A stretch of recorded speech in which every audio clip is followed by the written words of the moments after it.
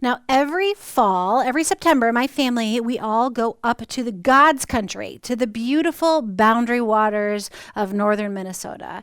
September is the perfect time to go because the days are warm, the nights are cool, most of the bugs have sort of died off, and there's some fall colors popping around. But last year when we went, it was actually kind of a warm fall, and so it was pretty warm when we went there. When I say my whole family, this means all of my husband's family. So last year, there was 15 of us that headed up to the boundary waters.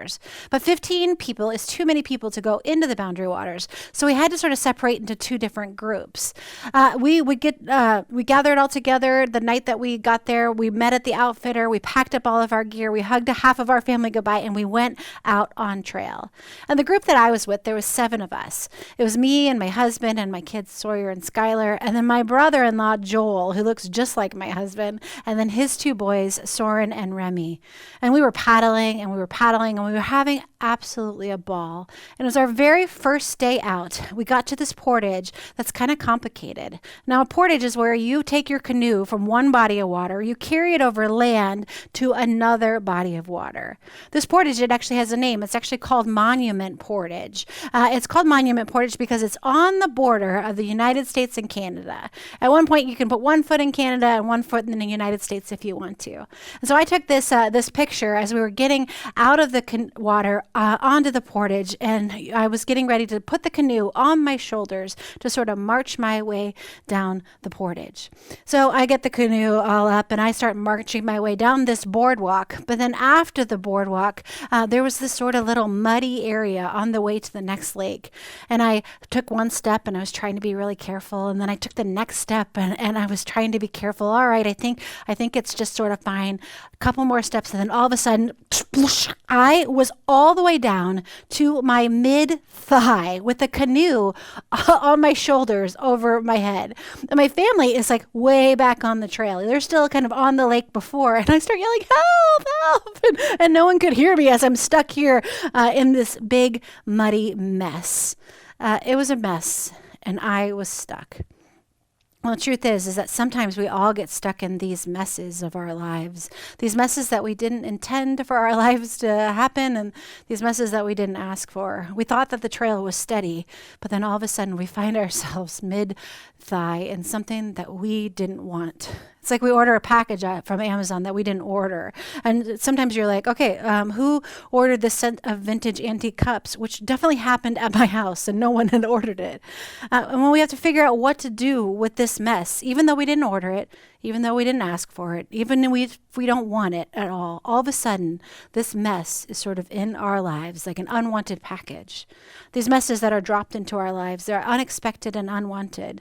It's like you're ready to get your baby baptized for church, and all of a sudden, right before service, they have a full blowout. Or it seems like your marriage is going pretty good until all of a sudden it isn't. Or your job feels secure until all of a sudden you get the email that says your company is right-sizing.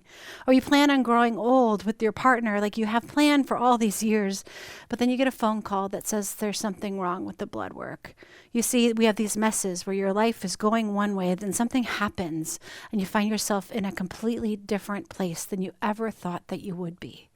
Things like a diagnosis, or a kid who's got some issues that you don't quite know how to meet, or some behaviors that you don't quite know how to manage. You have messes like a tragedy that comes along that you didn't expect, or a grown child who's struggling and your heart hurts but you don't know how to help. We have messes like grief and pain and loss and infidelity and infertility, or an unexpected pregnancy. Messes like unemployment or underemployment, or just a high stress load, or sometimes it's an unexpected move that has to happen. We all have these messes in our lives, like delivered packages that we don't want and we didn't ask for. Years ago, I remember driving down the street and I saw this house that was kind of up in flames, and I realized that was my friend Lorraine's house. And so I drove over to go stand there, and here is my friend Lorraine, and she's this beautiful, tough, recently divorced single mom, and she is bawling in the eyes of a firefighter while the other ones are trying to put the fire out in her home. And I went in and I held her, and she said they thought it was an electrical problem. And the whole time I held her, she kept trying to go back into her home, and she said, why is all of this happening to me? I mean, I get it. Like, she didn't ask for it. We all have these messes that we didn't ask for. And when we're stuck in these messes, we can hardly comprehend why on earth we are going through this. And our brain just tries to make sense of sort of what's going on around us. We get stuck in this deep pit, and it seems like every time we try and make a move, we just sort of sink deeper into the pit. These messes come into our lives, and what do most of us want? Well, the truth is we want to kind of push our way out of them. We want to kind of control them or fix them. We want to send that package back and just get out of it and be done with it. As I sat there on the portage, just thigh deep in mud with a canoe over my head, waiting for my family, I'm completely stuck. And I can't take the canoe off of me because both of the ends of the canoe are stuck in the mud too. And then every time I sort of try and wiggle or pull my knee out, it just sort of suctions me down, and I can feel my shoes slipping off from me 4 feet underneath the mud. And every time I sit there and fight, I know that I cannot survive the other 4 days in the Boundary Waters with just one shoe. Every time I fight, it's just splooshing and smooshing and sinking me further in the mud. And so all I had to do was wait there. I didn't actually have any other choice. The truth is that I couldn't get out of that mess on my own. And the mess, it was smelly and gross, decomposing forest. And I didn't want to be in that, but there was nothing else that I could do. Friends, we're finishing up our series called The Book of Luke, and we're in the last chapters of the Book of Luke, the dramatic ending, and it's time for Jesus to make his triumphal entry into Jerusalem. Jesus travels from Bethphage and Bethany all this way through the Mount of Olives, through the Kidron Valley, in order to make his way into the Jerusalem gates.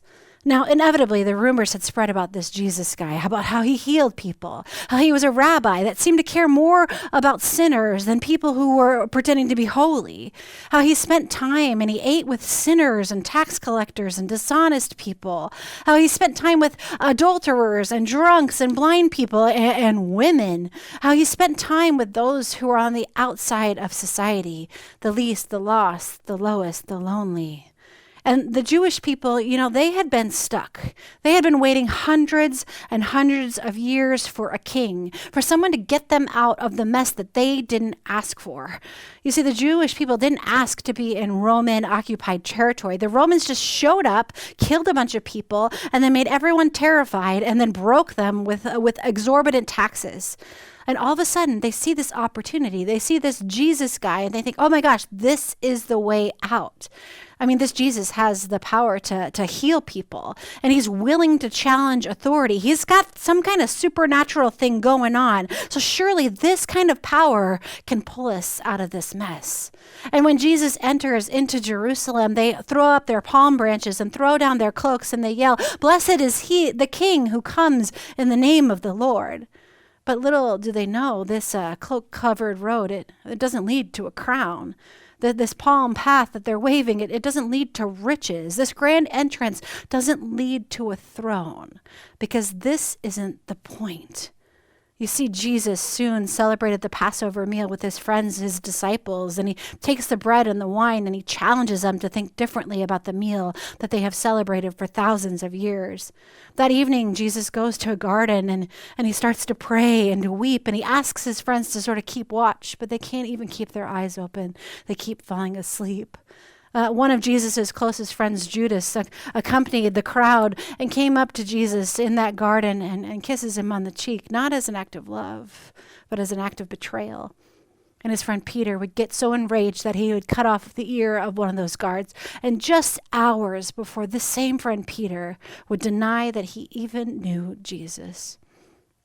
See, Jesus would be arrested and tried and beaten and sentenced to death on a cross, and they'd mock him as the guards would nail right through his palms, and he'd be raised on the very top of a garbage heap.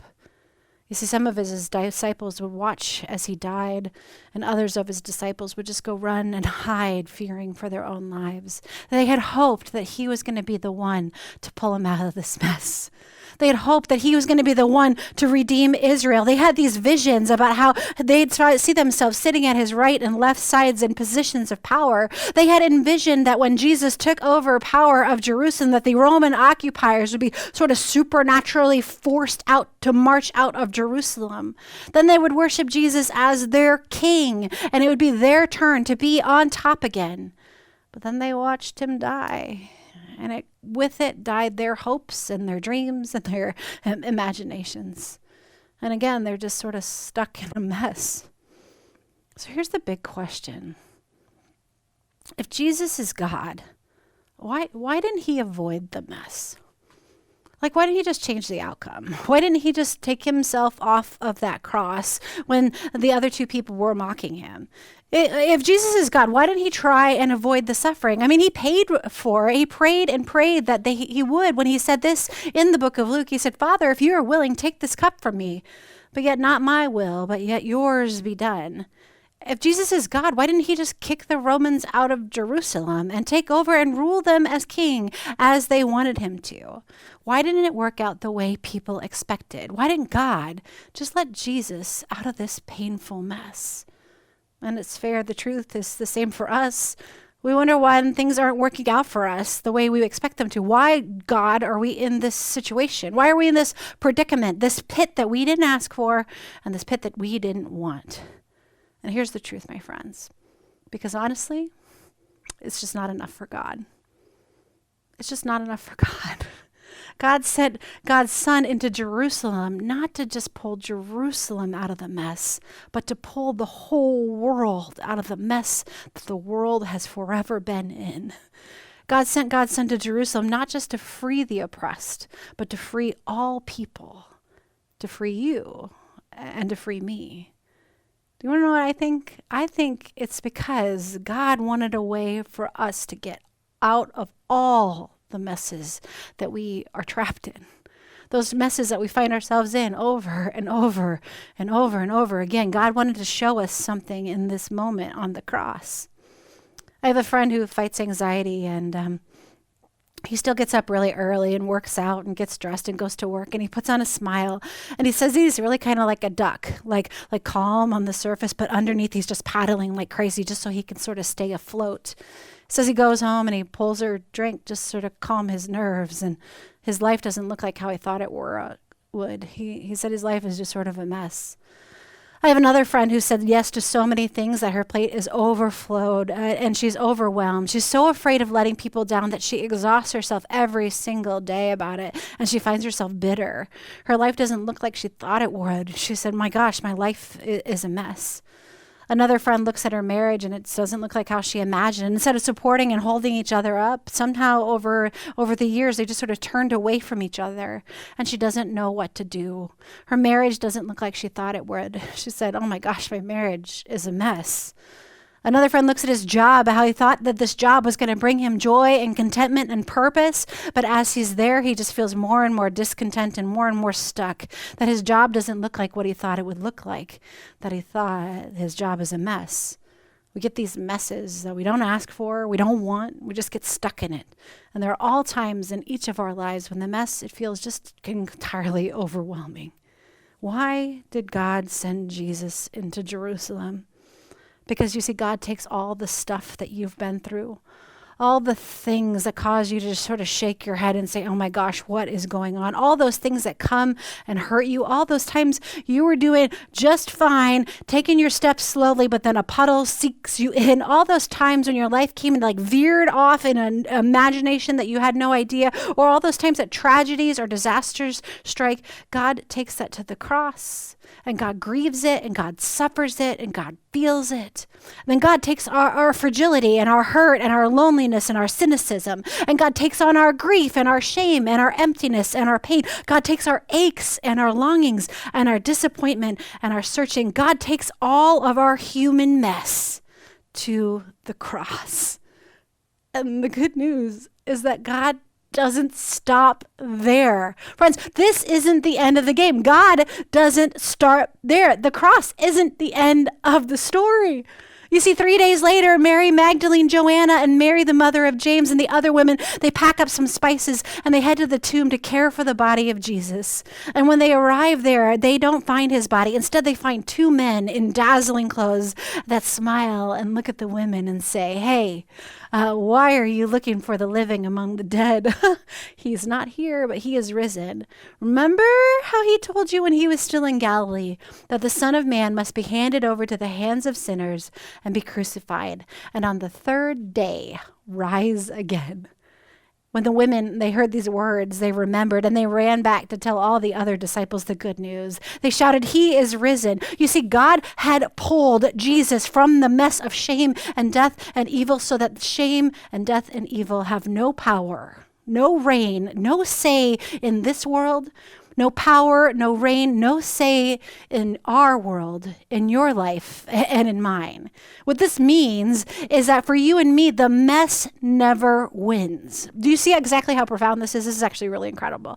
That means that no matter what's going on in your life, no matter what package has been dropped off that you didn't want, that you didn't ask for, no matter how lost you feel, no matter what battle you're fighting, no matter how deep in the mud you are, that God is right there with you in it.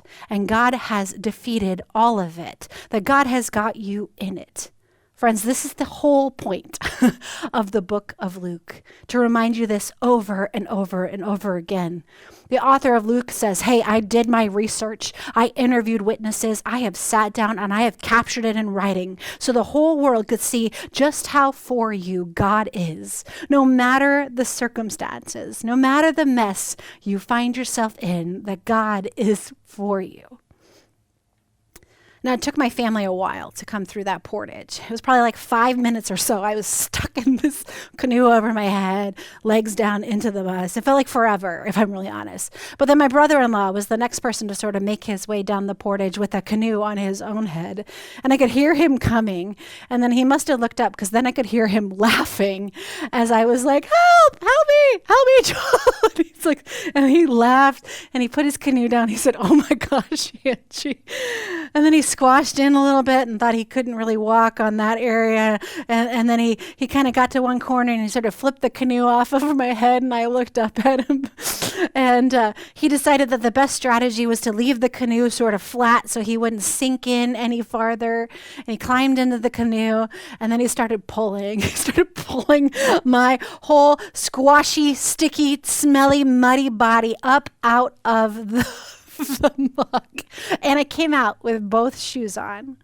And after all this, Joel and I were both exhausted and we were both just laughing. Next, the kids made their way up the trail and their eyes were like huge. They were like, we are not going down that trail. And so Joel and Ryan are smart and they made this great little canoe bridge for them to sort of just walk their way over to keep them from falling into the mess. After we made it to the end of the portage, I swam in the water with all my clothes on just so I could smell a little bit better that day. Friends, the truth is that when we look at the cross today, when we wear it on a necklace or we tattoo it on our body or we hang it up in our homes or when we look at it in church, we don't really see it as suffering and tragedy, do we? We see it as hope. We see it as love. We see it as forgiveness, as living unashamed and freed from all of our mistakes. For God, you see, even the suffering of the cross has retold that story and resurrected that story. As Jesus hung on that cross, as he climbed into the mud pit of evil, death, and shame, Jesus was willing to show you how far God is willing to go into your mess and be with you in it. It was a strategy so that you can see that no matter what package has showed up on your doorstep that you don't want today, that God has got you through it. So here's the truth. I want you to know that whatever mess you're struggling with, whatever you're going through, you are never, ever alone. That God sees you and God loves you, and God's going to pull you out of it and guide you through it. Amen.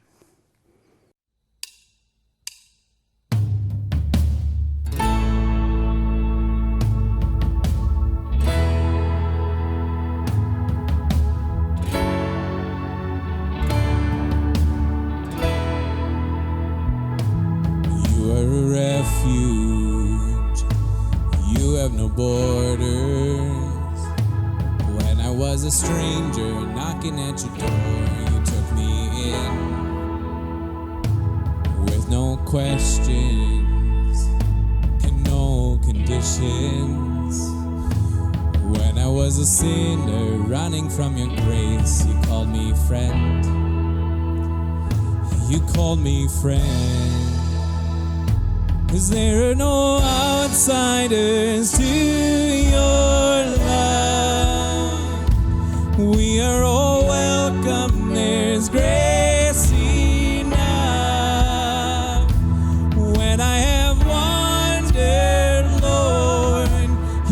cross is the open door. There are no outsiders, and I'm not an outsider to your love.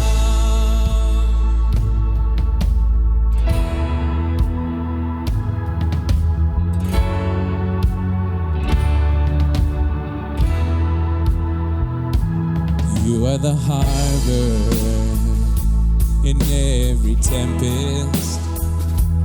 When my soul was shipwrecked, tossed upon the waves, you calm the storm. You are the Father, there are no orphans. Every tribe and nation gathered in your arms, sing with one voice, sing with one voice, 'cause there are no outsiders to your love. We are all welcome, there's grace enough. When I have wandered, Lord, your cross is the open door. There are no outsiders, and I'm not an outsider to your love. I was tired, I was bored, I was thrown upon your shores. I was hopeless and afraid, till I heard you call my name. And now I'm ransomed, I'm restored, resurrected, I am yours. I am loved, yes I belong. Oh, my soul was found is whole.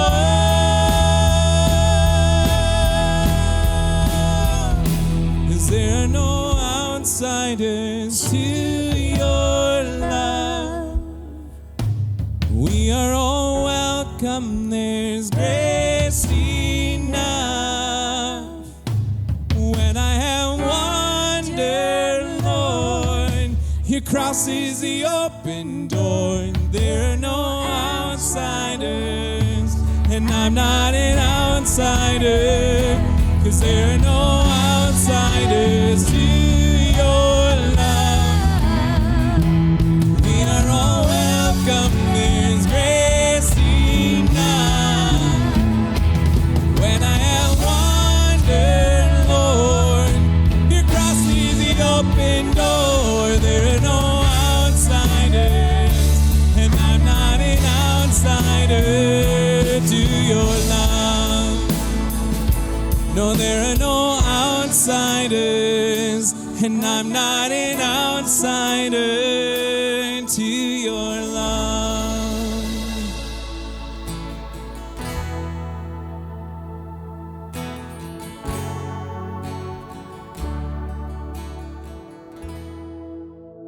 Will you please pray with me the Lord's Prayer? Our Father who art in heaven, hallowed be thy name. Thy kingdom come, thy will be done on earth as it is in heaven. Give us this day our daily bread, and forgive us our trespasses as we forgive those who trespass against us. And lead us not into temptation, but deliver us from evil. For thine is the kingdom, the power, and the glory, forever and ever. Amen. Hey friends, we want to make sure that you get connected and stay connected here at Calvary. We are so grateful to be a church that welcomes everyone, even with all of your mess. Here are my friends to tell you some ways that you can get connected. Hi, Calvary. Welcome to this week's Top 3. I'm Bonnie Schnell, and this is my friend, Dasha Shiroka. Hi everyone, I'm so glad to be here today. Some of you might know my story, but for those of you who don't, I came from Ukraine to Alexandria as an exchange student in 2022 and lived with Calvary host family. When the war started, I wasn't able to go home. Since then, this community has truly become my second family. I want to take a minute to brag about Dasha, who has been incredibly busy this summer. From research in environmental chemistry to an internship with Razum Health for Ukraine, to taking 6 classes. In the fall, she'll be co-president of multiple clubs at Gustavus Adolphus College, a Gusty greeter, on the board of Mentoring Club, working as an academic assistant, and the list goes on. I've been so blessed by the overwhelming support of Calvary people and of so many others as I work toward my chemistry and nursing degrees, with the plan of eventually becoming a doctor. Of the 3 important things we have to share with you today, here's number 1. On Saturday, September 6th, there's a fundraising breakfast for Dasha at Trinity Lutheran Church in Holmes City from 8:30 to 10:30. I'm so grateful for this community's generosity because with my temporary protective status, I can't get student loans or federal grants. If you come to the breakfast, you'll enjoy a great meal and help me continue my education. Thank you so much for your continued support. Number 2, this is the last stretch of our summer worship schedule. On Sunday, September 7th, our 10:30 a.m. modern service moves back inside to Calvary's building. Wednesday modern worship returns on September 10th at 6:30 p.m. And 8:30 a.m. worshipers, you stay right where you are. We also launch free kid and student programs that Wednesday. Registration is now open at calvaryalex.org, and it's a great time to invite your friends and neighbors. Number 3, helping kids who struggle with food insecurity is of great importance to us at Calvary.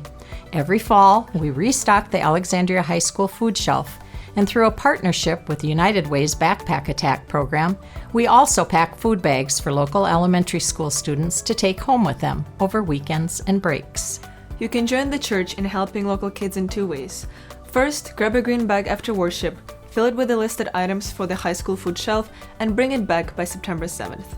That same day, join us between services to help pack 2,000 food bags through Backpack Attack. This is Calvary's 10th year of supporting this important program.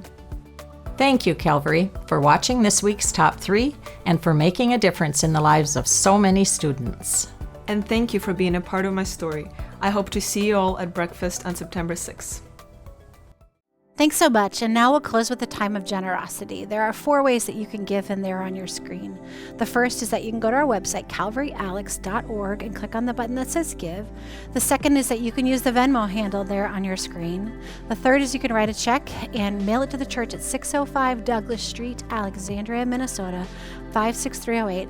Or the fourth is that you can call the number on your screen, and we'll help you figure it out. Thanks so much for being with us.